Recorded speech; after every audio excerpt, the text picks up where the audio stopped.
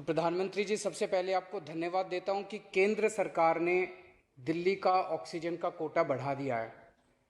लेकिन सर, मैं आपसे हाथ जोड़ के प्रार्थना करता हूं कि इस बढ़े हुए ऑक्सीजन के कोटे को दिल्ली तक पहुंचाने में हमारी मदद करें।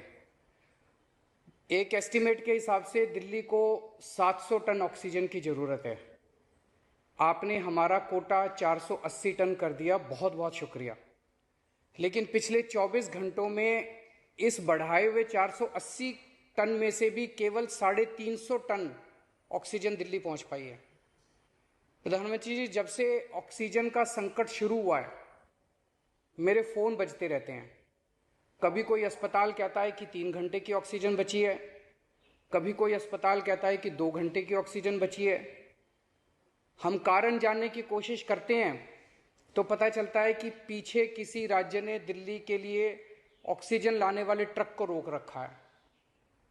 हमने मदद के लिए केंद्र सरकार में कुछ मंत्रियों को फ़ोन किए। शुरू में उन्होंने खूब सहयोग किया सर, लेकिन अब वो भी बेचारे थक गए हैं। सर, देश के संसाधनों पे तो 130 करोड़ लोगों का अधिकार है ना।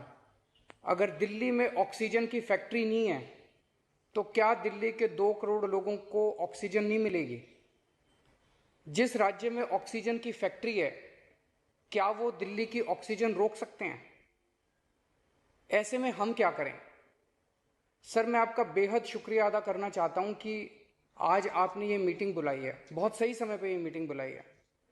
पर सर, मैं आज ये जानना चाहता हूं कि अगर आज या कल या किसी भी टाइम हमारे दिल्ली के किसी अस्पताल में अगर 1 घंटे की, आधे घंटे की, 2 घंटे की ऑक्सीजन बच जाए और लोगों की मरने की नौबत आ जाए, तो मैं फ़ोन उठा के केंद्र सरकार में किससे बात करूं? सर, मैं ये जानना चाहता हूं कि अगर कोई राज्य दिल्ली के कोटे की ऑक्सीजन का ट्रक रोक ले तो मैं फ़ोन उठा के किससे बात करूं? हालत काफ़ी ज़्यादा गंभीर हो चुके हैं सर। हम अपने लोगों को मरने के लिए तो नहीं छोड़ सकते। हमें लोगों को ये विश्वास दिलाना पड़ेगा कि एक एक जिंदगी हमारे सबके लिए कीमती है। हम आपसे फिर से दिल्ली के लोगों की तरफ से हाथ जोड़ के अपील कर रहे हैं कि सर, तुरंत कोई कठोर और सार्थक कदम नहीं उठाया गया तो शायद दिल्ली के अंदर कोई बहुत बड़ी त्रासदी हो सकती है। मैं आपसे मार्गदर्शन चाहता हूं सर। सर, कुछ ही राज्य हैं जहां से मैक्सिमम दिल्ली की ऑक्सीजन आती है और जहां सबसे ज़्यादा दिक्कत आ रही है और जहां सबसे ज़्यादा हमारे ऑक्सीजन के ट्रक रोके जा रहे हैं। मेरी आपसे विनती है, अगर आप उन राज्यों के मुख्यमंत्री को एक बार बोल दें, फ़ोन कर दें कि हमारे ऑक्सीजन के ट्रक ना रोकें, तो दिल्ली के लोगों को ऑक्सीजन मिल जाएगी। आपका एक फ़ोन ही बहुत है सर उनको। दिल्ली के 2 करोड़ लोगों की तरफ से मैं आज आपसे हाथ जोड़ के विनती कर रहा हूं कि सर, आप हमारी मदद कर सकते हैं। आप कृपया हमारी मदद कीजिए और अस्पताल में लोगों को, ताकि ऑक्सीजन मिल जाए। ऑक्सीजन की कमी के कारण अस्पताल में जो हालत बने हुए हैं वो अब देखे नहीं जाते। लोग बहुत ज़्यादा तकलीफ में हैं सर। पूरी रात हम सो नहीं पाते, नींद नहीं आती। इनका मुख्यमंत्री होते हुए भी मैं कुछ नहीं कर पा रहा। डर लगता है कि ऑक्सीजन की कमी से कहीं कोई बड़ा हादसा ना हो जाए। ईश्वर ना करे, अगर ऑक्सीजन ना मिलने से कुछ अनहोनी हो गई तो हम सब कभी अपने आप को माफ नहीं कर पाएंगे।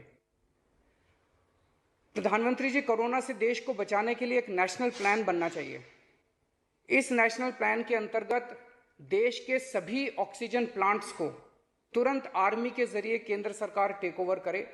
ऑक्सीजन प्लांट से निकलने वाले हर ट्रक के साथ एक आर्मी का एस्कॉर्ट व्हीकल रहेगा, तो कोई उस ट्रक को फिर आगे रोक नहीं पाएगा। सर, दिल्ली का जो ऑक्सीजन का कोटा आपने बढ़ाया, हम उसके बड़े शुक्रगुजार हैं। लेकिन उसमें लगभग 100 टन ऑक्सीजन उड़ीसा और वेस्ट बंगाल से आनी है। हम परसों से, जब से कोटा बढ़ा है, हम कोशिश कर रहे हैं उस ऑक्सीजन को दिल्ली लाने की। मेरा आपसे निवेदन है कि यहाँ से ऑक्सीजन अगर हो सके तो हमें हवाई जहाज से उपलब्ध करवाई जाए, और नहीं तो जैसा अभी बताया गया, आपका आइडिया है ऑक्सीजन एक्सप्रेस शुरू करने का, वो ऑक्सीजन एक्सप्रेस शुरू करके वेस्ट बंगाल और उड़ीसा से हमें ऑक्सीजन दिलवाई जाए।